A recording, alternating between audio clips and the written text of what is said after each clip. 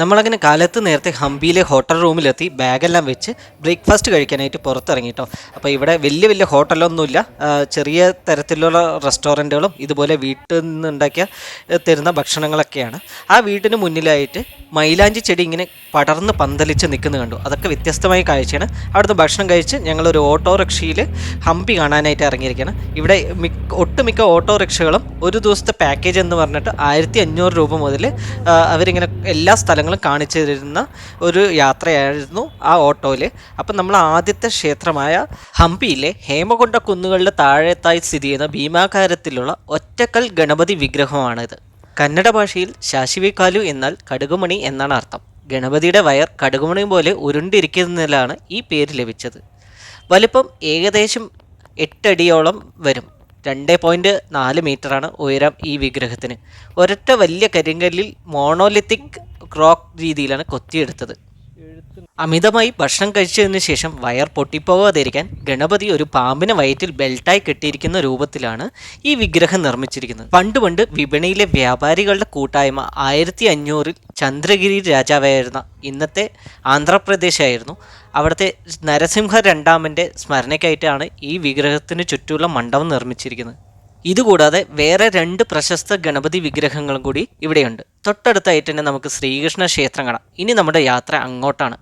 Auto നമുക്കായിട്ട് ഇങ്ങനെ കാത്തു നിൽക്കേണ്ടത് താഴെ. അപ്പം നമ്മൾ ഓട്ടോയിൽ കയറി വിജയനഗര വാസ്തുവിദ്യയുടെ ഏറ്റവും മികച്ച ഉദാഹരണങ്ങളിൽ ഒന്നായ ഹംപിയിലെ ബാലകൃഷ്ണ അല്ലെങ്കിൽ കൃഷ്ണ ക്ഷേത്രം കാണാനാണ് പോകുന്നത്.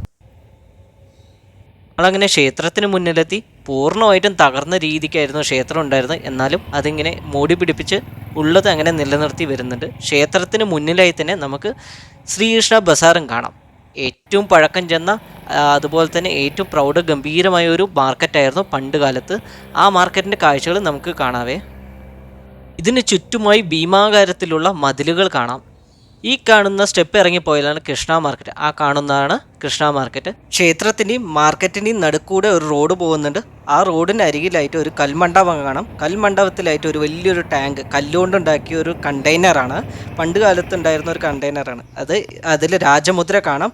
അതുകൂടാതെ ഇവിടെ പണ്ട് വരുന്ന വ്യാപാരികളും തീർത്ഥാടകർക്കും എല്ലാം അവരുടെ ധാന്യങ്ങൾ അമ്പലത്തിനായിട്ട് സമർപ്പിക്കുന്ന ഒരു ടാങ്കാണ് ആ കണ്ടത്.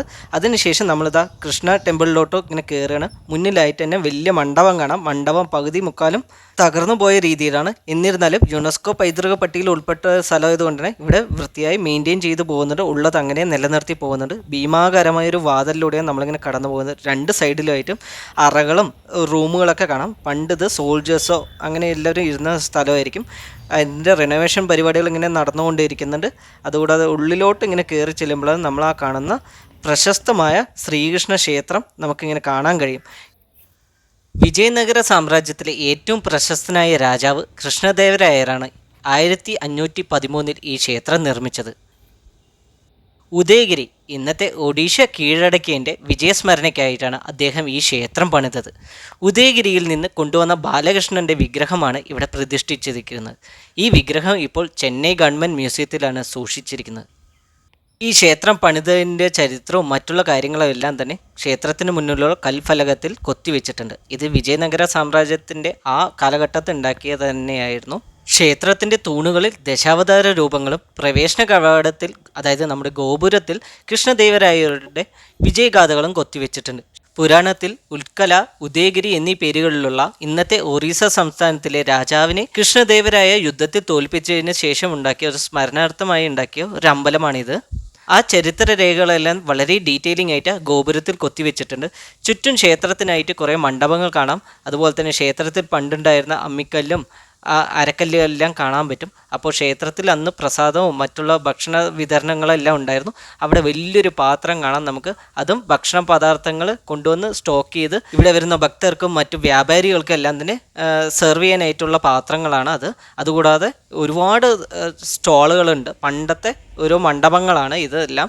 ഇവിടെ എല്ലാം വ്യാപാര സ്ഥാപനങ്ങളും ബാങ്കുകളും അങ്ങനെ ഒരുപാട് സ്ഥാപനങ്ങൾ പ്രവർത്തിച്ച ഒരു ഏരിയയാണ് ഈ കൃഷ്ണ ക്ഷേത്രത്തിൻ്റെ സമുച്ചയം എന്ന് പറയുന്നത്.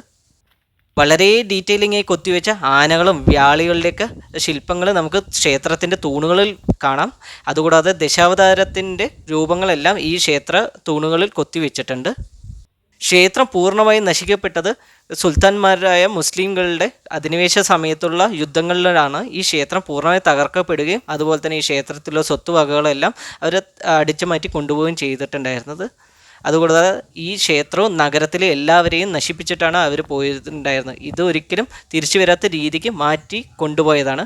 പിന്നീട് ബ്രിട്ടീഷ് സർവേയേഴ്സ് വന്നിട്ടാണ് ഈ ക്ഷേത്രങ്ങൾ ഓരോന്ന് കണ്ടെടുക്കുകയും അതിൻ്റെ ചരിത്രങ്ങൾ വിശദീകരിക്കുകയും പിന്നീട് യുനെസ്കോ പൈതൃക പട്ടികയിൽ ഈ ക്ഷേത്രങ്ങളെല്ലാം ഉൾപ്പെടുത്തിയതും ഇതിൻ്റെ ചരിത്ര പ്രാധാന്യം മുൻനിർത്തിയത് തന്നെയാണ് ഇങ്ങനെയുള്ള ഇനീഷ്യേറ്റീവ്സ് എല്ലാം ചെയ്തിട്ടുണ്ടായിരുന്നത്. ക്ഷേത്രത്തിൻ്റെ വാസ്തുവിദ്യ പ്രകാരം ഇതിൽ സിമെൻറ്റോ സുറുക്കിയൊന്നും മിശ്രിതമൊന്നും ചേർത്തിയിട്ടില്ല. കൽപ്പലകകൾ തന്നെ ഇൻ്റർലോക്കിംഗ് രീതിയിലാണ് ഈ ക്ഷേത്രം നിർമ്മിച്ചിരിക്കുന്നത്. ഇതിൽ വേറെ ഒന്നും ചേർത്തിയാതെ തന്നെ നൂറ്റാണ്ടുകളോളം ഇങ്ങനെ നിൽക്കുന്നുണ്ട്. ലീക്കേജ് ഒന്നും ഇല്ലാതെ തന്നെ ഇങ്ങനെയൊരു കൽഫലകങ്ങൾ ചേർത്തി ഉണ്ടാക്കുന്ന അമ്പലങ്ങൾ വളരെ റെയറാണ്. അങ്ങനെയുള്ള ക്ഷേത്രങ്ങളാണ് ഹംപിയിൽ കൂടുതലായിട്ടുള്ളത്. ക്ഷേത്ര കോംപ്ലക്സിനുള്ളിൽ തന്നെ ഒരുപാട് ഉപക്ഷേത്രങ്ങളുണ്ട്. അവിടെയൊന്നും തന്നെ വിഗ്രഹങ്ങളില്ല. എല്ലാം അവിടുന്ന് മാറ്റിയിരിക്കുകയാണ്. കുറേയെല്ലാം തകർന്നും പോയിട്ടുണ്ട്. പണ്ടത്തെ രാജാക്കന്മാർ പണിത മിക്ക ക്ഷേത്രങ്ങളും കല്ലിലാണ്. ഒരു പക്ഷേ തീപിടുത്തത്തിൽ നിന്നും കൂടുതൽ നാൾ ആയുസ് കിട്ടാനും വേണ്ടിയിട്ടായിരിക്കണം കല്ലിൽ തീർത്തത്. അതുകൂടാതെ തന്നെ വാളുകൊണ്ടോ അതല്ലെങ്കിൽ മറ്റു ആയുധങ്ങൾ കൊണ്ടോ വെട്ടി പരിക്കേൽക്കാതെയോ നശിപ്പിക്കാതെയോ ഇരിക്കാൻ വേണ്ടിയിട്ടായിരിക്കണം കല്ലിൽ തീർത്തത്. അതുകൊണ്ട് തന്നെയാണ് നൂറ്റാണ്ടുകൾക്കപ്പുറവും ഈ ശില്പങ്ങളും എല്ലാം തന്നെ നല്ല ഫ്രഷ് ആയിട്ട് തന്നെ നമുക്ക് ഇപ്പോഴും ഡീറ്റെയിലിംഗ് ആയിട്ട് കാണാൻ കഴിയുന്നത്. പണ്ടുണ്ടാക്കിയ പല ക്ഷേത്രങ്ങളും സ്മാരകങ്ങളും അതുപോലെ തന്നെ ബിസിനസ് സ്ഥാപനങ്ങൾ, ട്രഷറികൾ, ഹോസ്പിറ്റലുകൾ, വിദ്യാഭ്യാസ സ്ഥാപനങ്ങൾ പോലെയൊക്കെ ആയിരുന്നു ഉണ്ടായിരുന്നത്. ക്ഷേത്രങ്ങൾ അന്ന് ആരാധനയ്ക്കാണെങ്കിൽ കൂടി ആ പ്രദേശത്തുള്ള നാട്ടുകാർക്ക് വ്യാപാരം ചെയ്യാനും അതുപോലെ തന്നെ വരുമാനം ഉണ്ടാക്കാനുള്ള മാർഗങ്ങൾ കൂടിയായിരുന്നു അന്നത്തെ ക്ഷേത്രങ്ങൾ. അതിനുള്ള തെളിവാണ് ഈജിപ്ഷ്യന്മാരുടെ കൊത്തിവെച്ച രൂപങ്ങൾ. കൃഷ്ണക്ഷേത്രത്തിന് കിഴക്കേ പ്രവേശന കവാടത്തിന് തൊട്ടു മുന്നിലായി ആരംഭിച്ച് ഏകദേശം 1 കിലോമീറ്ററോളം നീളത്തിൽ കിടക്കുന്ന പുരാതനമായ ഒരു തെരുവാണ് കൃഷ്ണ ബസാർ. ഈ വലിയ തെരുവ് പ്രധാനമായും ക്ഷേത്രത്തിലെ ഉത്സവ സമയങ്ങളിൽ രഥങ്ങൾ വലിച്ചു കൊണ്ടുപോകുന്ന രഥവീതിയായിട്ടായിരുന്നു ഉപയോഗിച്ചിട്ടുണ്ടായിരുന്നത്. ക്ഷേത്രമുറ്റത്ത് നിന്ന് ഈ ബസാറിലേക്ക് ഇറങ്ങാൻ വലിയ കരിങ്കൽ പടവുകൾ നിർമ്മിച്ചിട്ടുണ്ട്. വിജയനഗര കാലഘട്ടത്തിൽ ഇതൊരു സജീവമായ അന്താരാഷ്ട്ര വ്യാപാര കേന്ദ്രമായിരുന്നു. ഇരുവശങ്ങളിലായി വരിവരിയായി നിൽക്കുന്ന കരിങ്കൽ തൂണുകളുള്ള മണ്ഡപങ്ങൾ അന്നത്തെ കടകളായിരുന്നു. അറബികൾ, പോർച്ചുഗീസുകാർ, ചൈനക്കാർ, ഈജിപ്തുകാർ തുടങ്ങിയ വിദേശ വ്യാപാരികൾ ഇവിടെ വന്ന് മുത്തുകൾ, രത്നങ്ങൾ, സ്വർണം, വിലപിടിപ്പുള്ള സുഗന്ധവ്യഞ്ജനങ്ങൾ എന്നിവ വ്യാപാരം ചെയ്യുന്നതായി ചരിത്രകാരന്മാർ രേഖപ്പെടുത്തിയിട്ടുണ്ട്. നമ്മളിപ്പോൾ നടന്നുകൊണ്ടിരിക്കുന്ന ഒരു ചരിത്രത്തിന് മുകളിലൂടെയാണ്. ഈ കാണുന്നതെല്ലാം ബിൽഡിംഗ് ആയിരുന്നു പണ്ട് കാലത്ത്. അതെല്ലാം നശിക്കപ്പെട്ടിട്ടുണ്ട്. അതല്ലെങ്കിൽ പുതിയതായി നിർമ്മിക്കാനായിട്ടുള്ള ഫൗണ്ടേഷനെല്ലാം ചെയ്തതായിരിക്കണം. എന്ത് തന്നെയാണെങ്കിലും ഇന്ന് അതിനൊരു തെളിവുകളുമില്ല.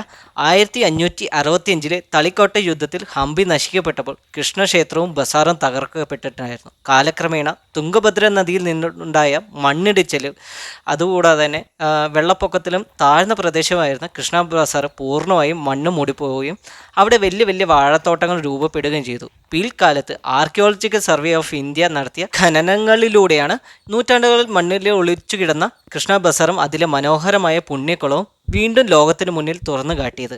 ഈ ക്ഷേത്രക്കുളത്തിന് പേരാണ് കല്യാണി. ഇതിനു ചുറ്റുമായി വീണ്ടും കുറേയധികം മണ്ഡപങ്ങൾ കാണാം. ഈ ക്ഷേത്രക്കുളം ഒരു കാലത്ത് കൃഷി ആവശ്യങ്ങൾക്ക് കുടിവെള്ളത്തിനുമായിട്ട് ഉപയോഗിച്ചിരുന്ന ഒരു ടാങ്കായിരിക്കണം. ഇപ്പോൾ അത് ഉപയോഗശൂന്യമായിട്ട് കിടക്കുകയാണ്.